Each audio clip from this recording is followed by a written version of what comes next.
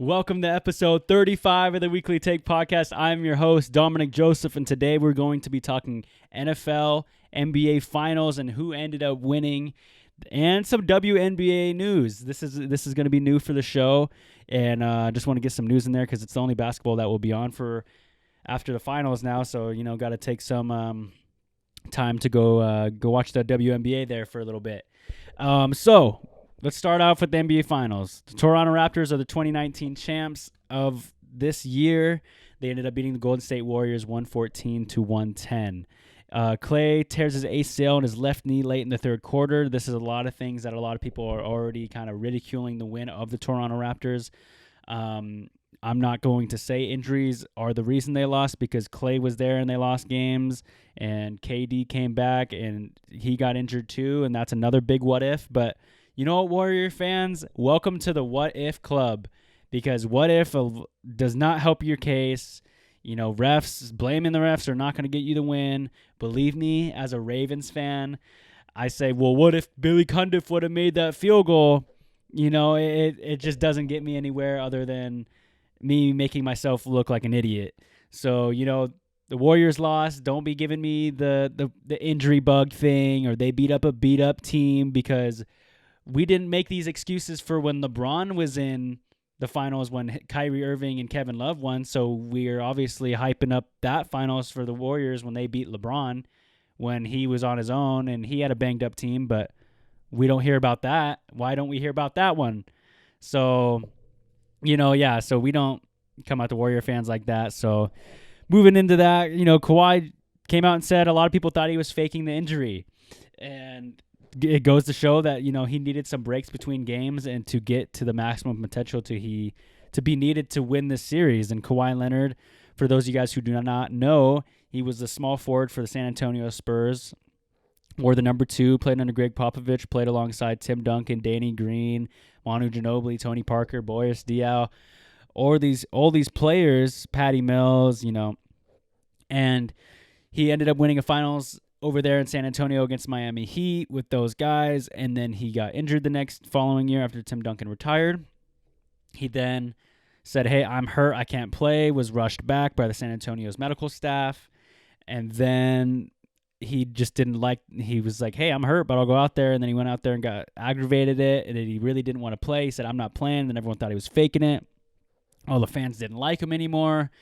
Come last July, the Spurs trade him to Toronto for Jakob Poeltl, DeMar DeRozan, and a first-round pick, and the Spurs gave up Kawhi Leonard and Danny Green. So everyone is like, now is Kawhi Leonard, the superstar he once was? Is he going to be healthy? Danny Green was acquired in the trade as well, and then they go on this run. Toronto, he's sitting out every other game. They lock up the 2 seed in the East. Go and beat Orlando. They lose their first game, and everyone's freaking out. Then they go in to beat Philadelphia with Joel Embiid, Ben Simmons, Tobias Harris, Jimmy Butler, all these players on 76ers. They beat them with a crazy shot with Kawhi Leonard hit that bounced like 4 times. And then they go and beat Milwaukee with Giannis, Chris Middleton, Brogdon, Brook Lopez, Eric Bledsoe, this powerhouse team, number 1 seed, best record in the NBA. Then they go in to play the Warriors, and a lot of people, against Steph Curry, who's arguably one of the best point guards of all time. Klay Thompson with one of the most automatic shots in the league. Draymond Green, one of the best defensive players of the past 5 years. DeMarcus Cousins, a player who's coming off an Achilles injury, and he's there. You got all these players in Golden State that, Iguodala is a finals MVP. Kawhi Leonard, Kyle Lowry, Pascal Siakam, Serge Ibaka, all these guys banded together to beat this super team. And yes, the injuries were there, but that is not the reason why they win. They had four guys that scored over 20 points. With that, it's going to be hard to lose in general. Ibaka came up huge in this series, and especially in Game 6. He had 9 back-to-back. No, he had 3, 6, 2, 4, 6. He had 3 straight dunks that, were 6 points that were big in the stretch in the third quarter before Clay went down, just back to back. right on Kevin Looney. He was just taking the baseline, and Serge Ibaka was a big impact in that game. Van Fleet comes up big again. Van Fleet had 22 points, 2 rebounds, 0 assists. And if your bench guy is going to come in and score 22 points, it's hard to say we're going to win this game easily, because the Warriors arguably have probably just 7 guys who come in. They got Steph, Clay, Boogie, Iggy, Looney, Dre. Drepko didn't really get much time. And, KD's out. So they have they took advantage of their lineup. Nick Nurse did a great job about that. But in Game 5, he took a timeout, and this could have been a little over earlier. But, again, I can't be saying what ifs, because I just told you guys not to be saying what ifs. So, coming down to the stretch of the game, it almost gave it. Steph comes up short again. And Steph Curry is arguably one of the best point guards of all time. And Danny Green passed, he got locked up into the corner on the right side of the court, right next to the half-court line, and you can't pass that or you're going to, turn the ball over. So he rushes it over to Pascal. It was a bad pass, and it went off his hands. So the Warriors have 9 seconds on the clock. They're down by 2, and no other than they pass it across court to Draymond. Steph Curry comes around the edge to DeMarcus Cousins, gets open on the three-pointer, tries to shoot it, and misses it. Steph comes up short on that part. Then the ball bounces off the rim. Draymond grabs it. Everyone's running to it. Draymond, tries to take a timeout. They don't have any timeouts, and when you do that, that's a technical foul. So that means the Raptors get a free throw and the ball with 0.9 seconds left. So they just pass it in, and they pass it into Kawhi. He lays it up, and it's an and one, so it delays it a little bit, and Toronto gets the win. Danny Green was probably sweating bullets after this one, man. He was probably just, oh, God, I almost brought it to Game 7, gave him that momentum. But no, Steph had 21 points, 3 rebounds, 7 assists. Clay had 30 points, 5 rebounds, 0 assists. Iggy had 22.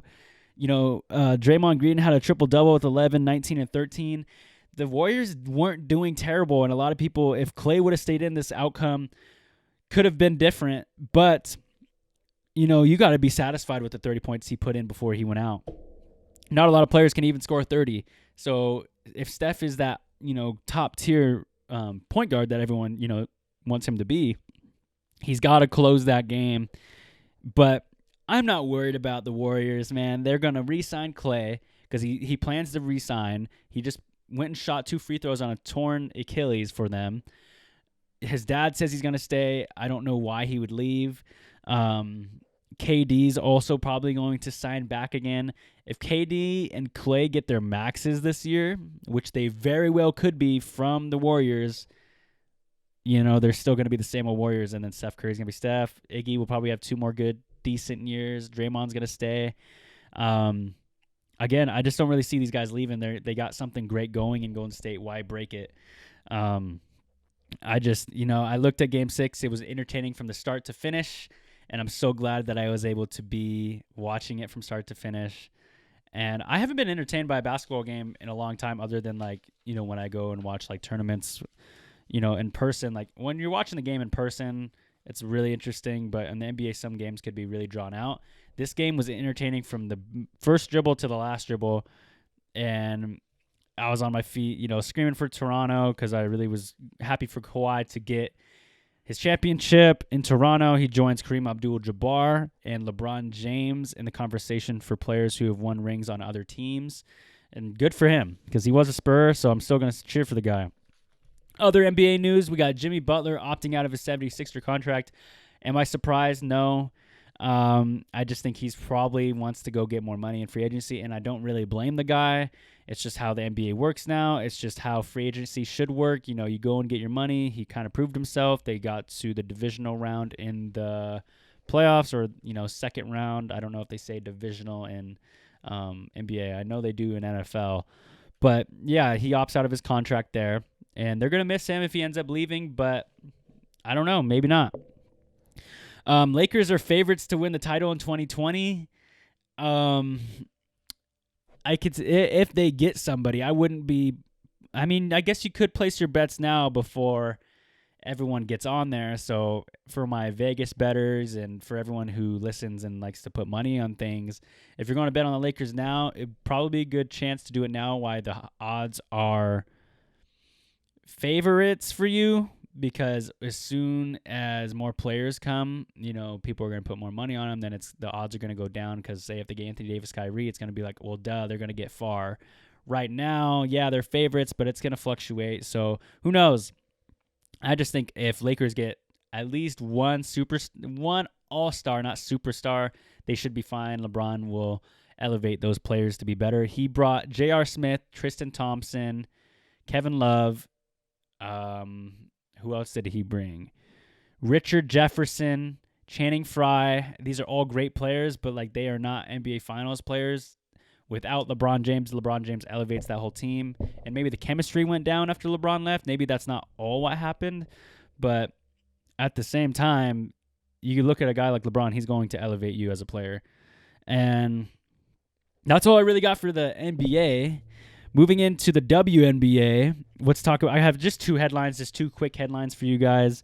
Natasha Howard is making the Storm a team that nobody really wants to play. She's from Florida State. She's been averaging 20 points the past 4 games. So go check her out in the Seattle Storm. That is pretty cool to see that the Seattle Storm are on the up and rising. Again, after losing Brianna Stewart, Sue Bird is back in. Candice Dupree scored 20 points to help the Indiana Fever beat the Dallas Wings.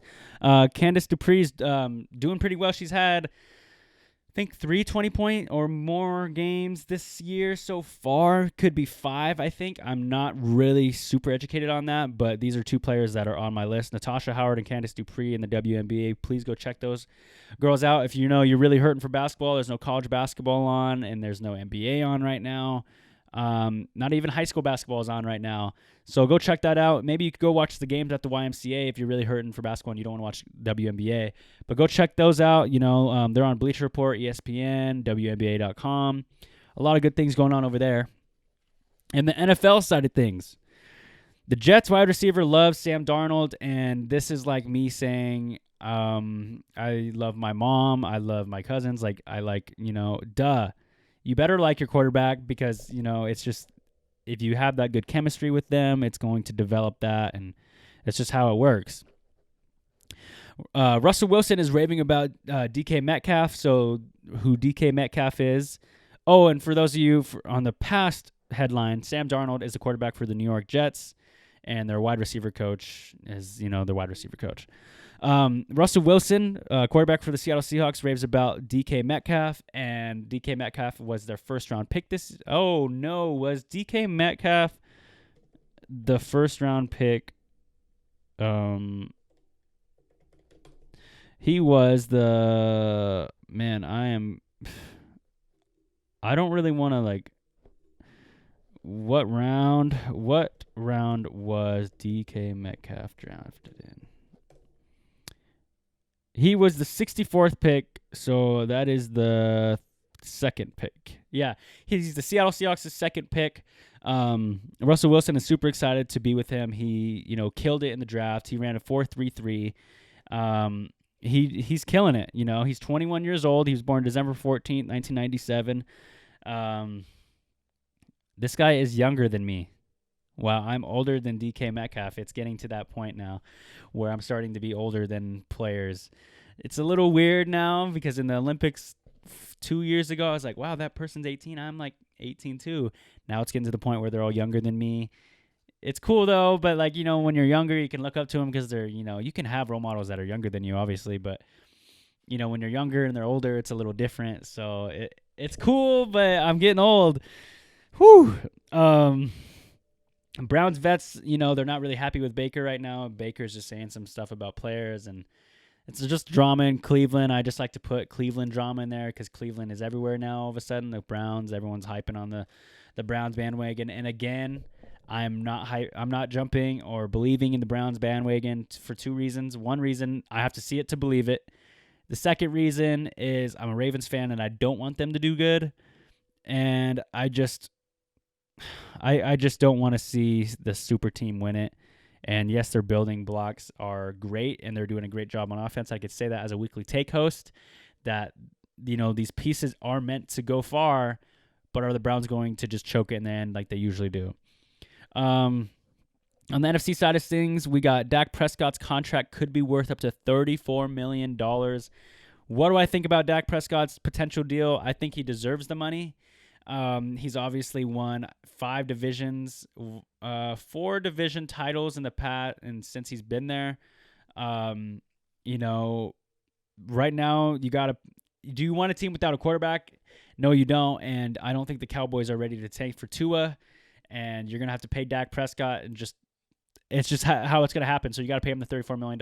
I'd rather pay my quarterback $34 million than not have a quarterback and just have Zeke, and then, makes it so they just put 2 extra guys in the box and then stop Zeke and then make the quarterback beat you.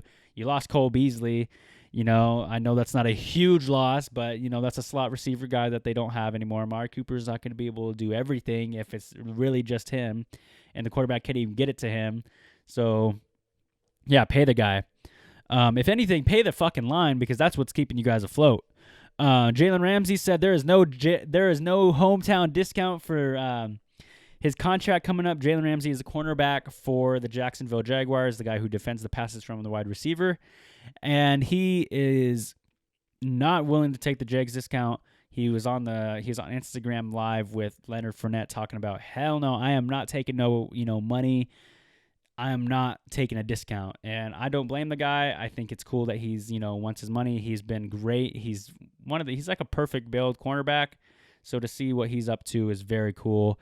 And that is actually all I have for you guys on episode 35 of the Weekly Take podcast. We covered the NBA Finals today, the NFL, some WNBA headlines. And more importantly, I'm glad I was able to talk to you guys and tell you about sports. I plan on getting some boxing and some fighting into the next part. I just want to watch the fights before I totally get into them. And I'm not no expert, but you know what? The guy who first started dribbling a basketball wasn't an expert either. Albert Einstein wasn't an expert right as soon as he started. So I'm going to start, at least just watching maybe a couple every episodes. I'll bring in some boxing or some MMA stuff for you guys. And this has been episode 35 again. Follow me on Instagram, Weekly Take, Facebook, SoundCloud, YouTube, Spotify, Apple Podcasts. On all of those, go please check them out. YouTube version will have video. And have a fantastic day. Have a great one.